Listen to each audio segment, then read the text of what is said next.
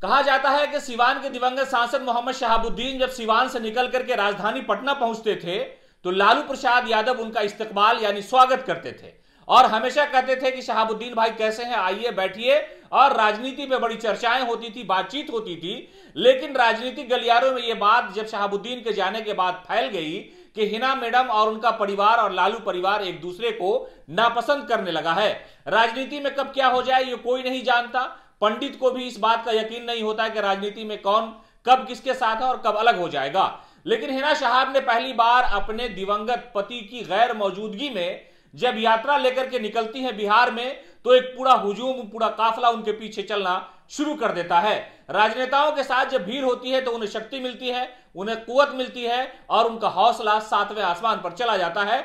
ऐसा ही हुआ और हमने तस्वीर भी दिखाई कि सिवान से दरभंगा तक का सफर और इस सफर में हजारों लोगों की भीड़ और हजारों गाड़ियों का जो काफिला था वो हिना शहाब को हौसला दे रहा था। उस हौसले के बाद अब एक नया ऐलान हुआ, वो भी खबर हमने आपको दिखाई कि अब हिना शहाब राजधानी पटना में राजनीतिक झंडा गाड़ने की पूरी कोशिश कर रही है और जो एक राजनीति वर्चस्व में रही है शहाबुद्दीन की उसे वो फिर से लोगों तक ले जाने की कोशिश कर रही है। लेकिन हालात ऐसे हैं कि 2024 और उसके बाद 2025 ऐसे में अगर हिना मैडम की एंट्री राजधानी पटना में होती है तो इसका क्या असर होगा, क्या प्रभाव होगा। इसलिए कि जाति आधारित गणना की रिपोर्ट आने के बाद ये चीजें साफ हो गई और लोगों ने आवाज उठाना शुरू कर दिया कि जिस अकलियत समाज, अल्पसंख्यक समाज की आबादी 19 से 20% के आसपास है उसका रहनुमा कौन होगा।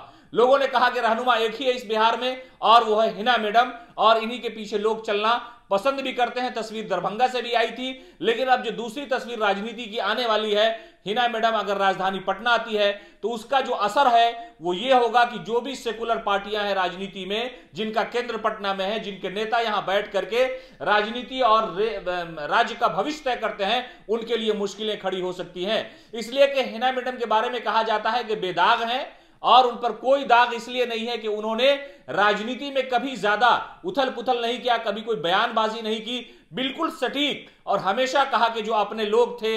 और खास तौर से उन्होंने हमेशा यह कहा कि शहाबुद्दीन साहब ने जो कारनामा अंजाम दिया, जो विकास की गाथा उन्होंने लिखी थी, सिवान को जिस तरह से उन्होंने पूरे भारत में एक पहचान दिलाई, उसी ख्वाब को, उसी सपनों को मैं पूरा करने की कोशिश करूंगी। इसलिए मैं चुनाव लोकसभा में 2024 का लड़ने जा रही हूं। उसके बाद सियासी हलचल शुरू हुई और इसी दौरान उनके पुत्र ओसामा शहाब जेल चले गए।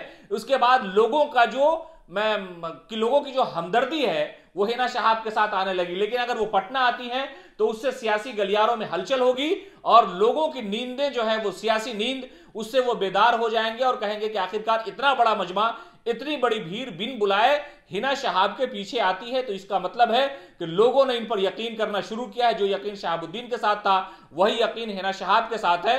तो अगर वो पटना आती है तो इसका साइड इफेक्ट बहुत बड़ा होने वाला है और सेकुलर पार्टियां, चाहे वो कांग्रेस हो, चाहे वो जनता दल यूनाइटेड हो, चाहे वो आरजेडी हो, इन लोगों पर जरूर इसका असर पड़ेगा। और असर इसलिए पड़ेगा कि लोग उनके पीछे आएंगे और जब भीड़ आएगी तो वो भीड़ जो विपक्ष में लोग होते हैं उन्हें जरूर बेचैन करेगी। और हिना मैडम बहुत कम बोलती हैं, लेकिन न बोलने के बावजूद भी जो लोगों का जुड़ाव है उनके साथ, लोगों का लगाव है उनके साथ, इन सारे मामलों को लेकर के वो हमेशा खुश रहती है। और उनके जो कार्यकर्ता हैं, जो अपने आप को साहेबवादी कहते हैं, जो अपने आप को हिना मैडम के साथ चलने वाले लोग कहते हैं, उनकी भीड़ देख करके राजधानी पटना के राजनीतिक गलियारों में एक बड़ा प्रभाव हो सकता है और उसका असर लोकसभा और विधानसभा के चुनाव पर पड़ने वाला है।